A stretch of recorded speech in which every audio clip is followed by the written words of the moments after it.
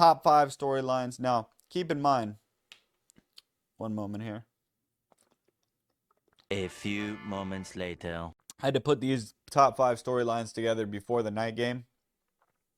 So I wasn't exactly, aware that Saquon Barkley was going to go off for 255. As the running back, and you said it, Chris. Big opening. Barkley let loose.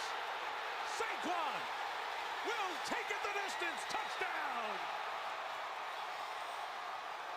Terrific blocking up front, and Barkley goes 70 to extend the lead. We're doing 6 because Saquon Barkley went off for 255, and I'm not including that in my top 5 storyline. So Saquon Barkley, 255 yards on the ground, and he fucking dominated. Fucking dominated. And he had a couple long touchdown runs. 26 carries. 26. 255 yards, 9.8 yards a carry, 2 touchdowns, throws in 4 receptions for 47 yards to go on top of the 255 yards, which puts his total offense for the day at 302 yards. Yeesh, buddy. Yeesh. Holy fucking shit. Eagles, absolutely outstanding football. The offensive line mixed with Saquon Barkley is a fucking problem, man. That offensive line is so good. And he is so good. And Jalen Hurts is basically another running back out there. And he's good. And they have so many weapons that can get you in space. And their defense flies around. And their secondary that have all those young guys are just flying everywhere. And this team, along with the Lions, looks to me to be the class of the NFC right now. I don't see any other team competing with them. You can say the Vikings are up there. I think that when I say that Darisaw injury is going to come back to haunt the Vikings, it is the Eagles and is the Lions that I have in mind specifically where I think that is going to come back to haunt the Vikings. So shout out to Saquon Barkley, 255 yards is unbelievable. Holding down that number 26 jersey number. Oh, my brother, holding it down out here for the number 26s. I appreciate that. So you are my added storyline. You're like a storyline X, storyline X. It's like a better even storyline, maybe even better than number 1. Who knows? It's subjective at the end of the day. But let's move on to the real storylines here that I had prepared for you guys. All right, so we have our top 5 storylines, as you guys can see right there. Told you guys we would be bringing it to you. So let's get into it right about now. Number 5 is Jerry Jones, man. Why is Jerry Jones and the Dallas Cowboys the number 5 storyline? Well, because they go and they beat the Commanders, and now Jerry's going to sit there and he's going to get on his, you see him right there on that Super Bowl trophy, he's going to say, I want me some glory hole. Listen, you guys see what we did with old Cooper Rush out there? 24 for 32, 247 yards and 2 touchdowns. I liked Cooper Rush from the beginning. I told everybody about Cooper Rush. That was me. And guess what? He's more of a backup in my opinion. But I'm just saying, I drafted him as a backup and look what he's doing. And if we can just get a quarterback in there and with everything that we have going, we're going to win. We're going to win. And if you look at everything I did, look at Micah Parsons. Look at what Micah did. He had 2 sacks. I drafted Micah. Micah was my choice. I knew it. I told everybody. And like Skip Bayless said, that's 11 from heaven. And that's what I told everybody. If we can just get a good quarterback back in there, this team would really go on a roll and we'd win a Super Bowl. But we just had some unfortunate luck. You see that guy Turpin? I told everybody I love Turpin. As soon as I seen him, I met him once, and I said, that's the guy right there. He's going to be returning kicks for me. My name's Jerry Jones, and I approve this message. That's what I said at that moment. I said it. And he even got a touchdown today. And how about that, Rico Dowdle? And some people I knew was calling him Dowdy, and I told him it's Rico Dowdle. And he even contributed today. And guess what? I liked him too. That was my choice. So I'm the best, and I'm gonna keep doing it. And as much as Cowboys fans don't want to admit it, I am the best for the Cowboys organization, and I'm gonna continue to operate it. And so, having said that, I want me some glory hole. And that's what Jerry Jones is going to say. And that's why it's my number 5 storyline. Because Jerry is going to use this fucking game as to be like, look, you see what you know what I mean? Let's just keep Mike anyway, right? To the number 4 storyline. It's Bo Nix in Las Vegas. Bo Nix, man. Gotta be honest with you guys. I saw the Broncos $40 million dead cap. I saw a rebuilding team, rookie quarterback. I said, You're fucked. this team's going to struggle, you know? And so far, they've proved me wrong. They've proved me wrong. This kid looks good. Sean Payton is coaching it up. You know, even though I still think that there's a lot that they're doing to scheme for Bo Nix to kind of get him in good situations, he's playing his ass off. And he's not making mistakes. And just not turning the ball over, that's the main thing. And just relying on the fact that defense is really good, and then the offense will come when it's there. And you have to be excited if you're a Broncos fan, because this kid looks like the real deal. He looked like Drew Brees. He's a little yoked up out there like Drew Brees. You know what I mean? He looked a little yoked up like Drew Brees. So you got to be excited if you're a Broncos fan. You know, I've been wrong about Bo Nix. I'm not afraid to admit that I've been wrong about this Broncos team. Wrong. Is what it is. You know, you win some, you lose some. But this Broncos team has continued to prove me wrong. I still think they're finishing the year with 8, 9 wins. If they go 10, 11 wins, hey, I was wrong. You know what I mean? Again, keep proving me wrong. That's what it is. And that's why it's my number 4 storyline, because you got to give this kid credit. You know, he's going out there and he's fucking balling. He really is. And that's not an easy thing to do. Even though you're beating a team like the Raiders, people can say they stink. They still got Max Crosby. They still got guys that can go. They still got a team that wants to try to punch you in the mouth. So shout out to Bo Nix, playing really well. Whether or not they end up losing a few more games this year and don't make the playoffs, you still got you found your quarterback. You know, that much has become clear from this year. So congratulations, Broncos fans. That is my number 4 storyline. And if you want to take a look at some of those stats, he went 25 for 42, 273 yards, and 2 touchdowns. Okay?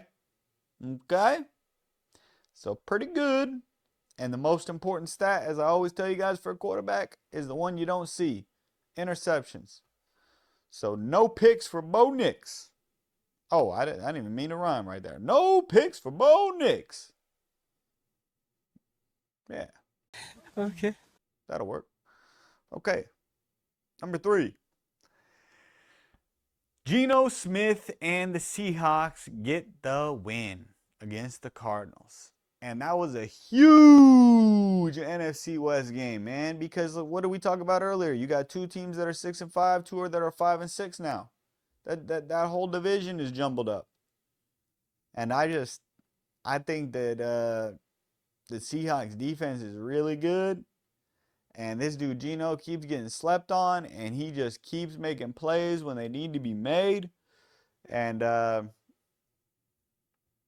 they're dangerous, these Seahawks. That defense is dangerous, man. That defense is super dangerous.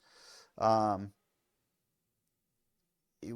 offensive line still is just not very good, which is why I just don't think they're going to be able to compete with the higher echelon teams in the NFC playoff picture. But I think they got a good chance of getting there, just because of you know, that defense is real. 6 points against the Cardinals. You know, Cardinals aren't like a super awesome offense, but they're pretty good, and they hold them to 6 points. So Some stats to go over just so you guys know about the timeliness thing that we were talking about. Going back to their defense and Geno Smith. This will point to both of those things. Third down efficiency for the Cardinals, 3 for 12. Totally points to the Seahawks defense stepping up and getting after it on third down, and those corners locking it down on third down, right? 0 for 1 on fourth down for the Cardinals as well, so they get stopped. Seahawks never get forced into the fourth down situation, but they convert half their third downs. I'm Ron Burgundy. That's good, man. You know, if you can convert third downs at 50%, you're feeling really good about your offense. And the Seahawks go do that, you know, in large part because of Geno Smith. Geno Smith's making the throws that need to be made when they need to be made. Timely thrower. So they only put up 16 points. And, you know, granted, one of them was a pick six. So really that offense is only responsible for, like, you can call it 10 points because they missed an extra point. But they got the 10 points that they needed, you know, and they made the plays that they needed to be made. And that right there is a good indication of what the difference in this game was. One team went 25% for third down efficiency. One team went 50% for third down efficiency. And that's the game. And that's the bottom line because Stone Cold said so.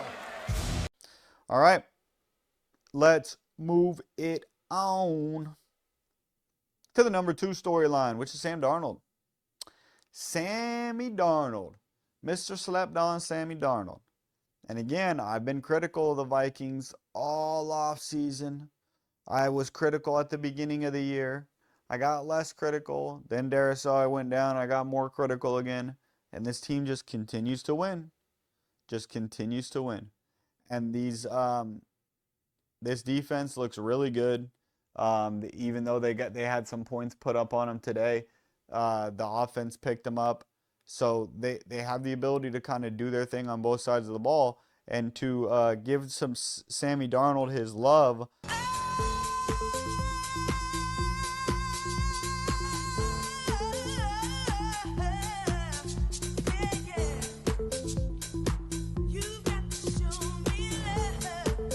Look at this dude's stat line today.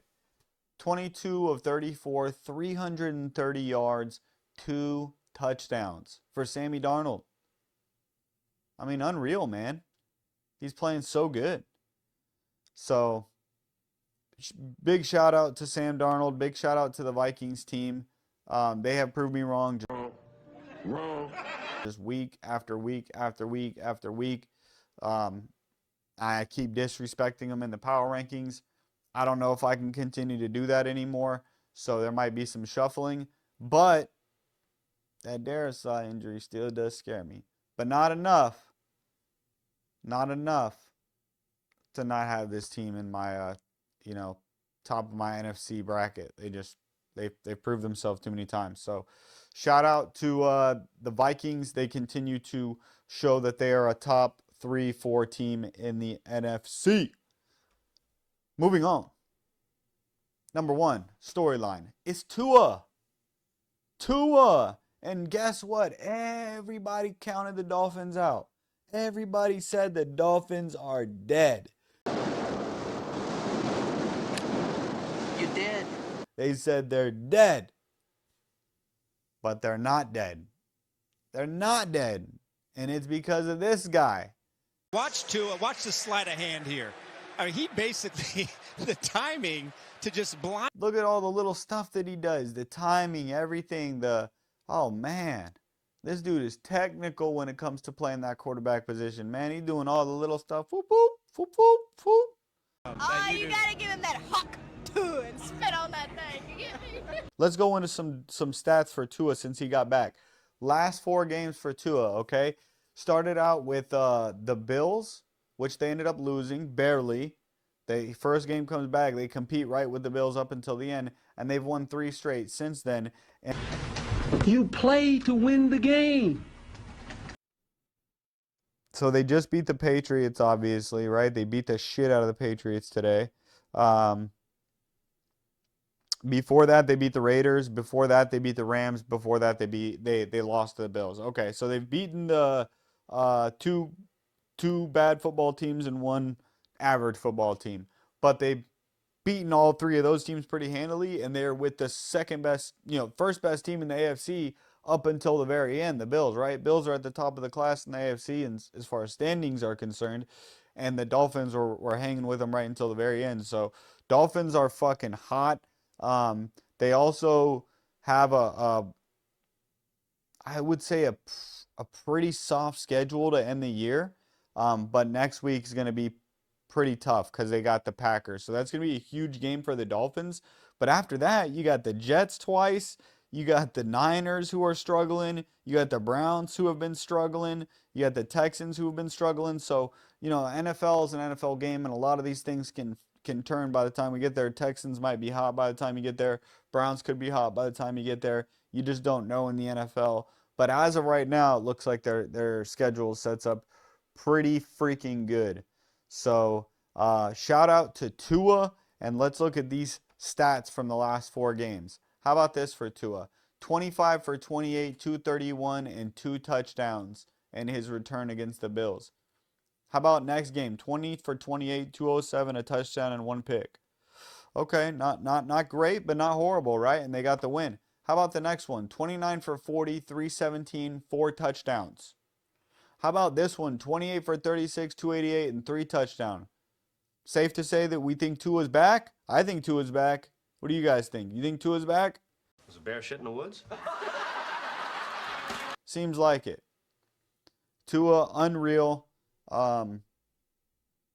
Dolphins got to be excited. Tua, congratulations on coming back from that injury that everybody knew was pretty gruesome because of your history, and you have been playing unreal. So if you guys want to take a look at that, that is the top 5 storylines from this NFL Week 12.